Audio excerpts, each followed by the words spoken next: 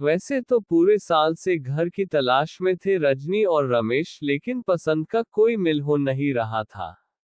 कहीं वास्तु दोष तो कहीं घर के कमरे पसंद नहीं आते थे। बहुत दिन हो गए थे और घर अब जल्दी लेना था, सो जितने घर देखे थे उनमें से ही एक के लिए आगे बढ़ना था। जिस घर पर अंततः सहमति बनी थी, आज उसका गृह प्रवेश था। बड़ा आंगन और आंगन में सुंदर झूला देखकर ही यह पसंद किया गया था। अंदर बाहर दोनों से ही घर रजनी और रमेश को अच्छा लगा था, बस एक छोटा सा वास्तुदोष था जिसकी वजह से मन नहीं बना पा रहे थे। लेकिन अब जब जल्दी थी तो इसे ही पसंद किया, क्योंकि पता चला था को एक पूजा से दोष मुक्त हो जाएगा। आज की गृह प्रवेश के साथ हाय वह पूजा होनी थी। इस पूजा के लिए पंडित जी ने एक विशेष यंत्र लाने को कहा था। वह यंत्र आसानी से उपलब्ध नहीं था। बहुत ढूंढ के बाद मिला था।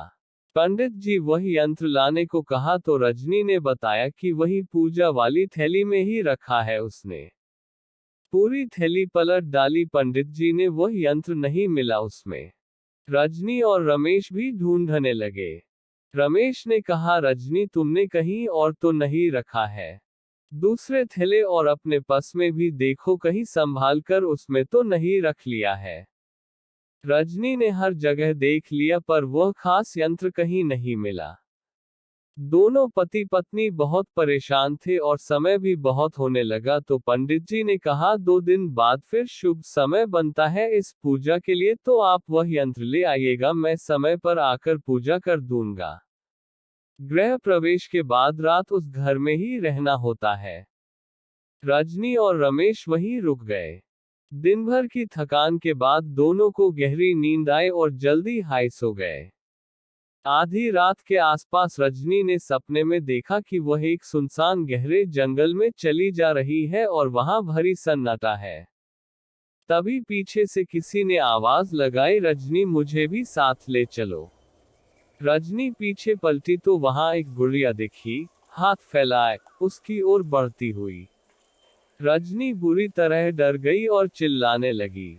रजनी सपने में भी चिल्ला रही थी और यथार्थ में भी चिल्ला रही थी। साथ सो रहे रमेश की नींद रजनी के चिल्लाने की आवाज से खुल गई।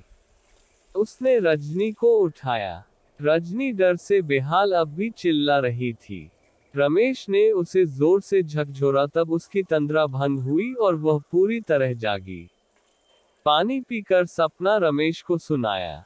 रमेश ने कहा, चलो सपना ही तो था, सो जाओ।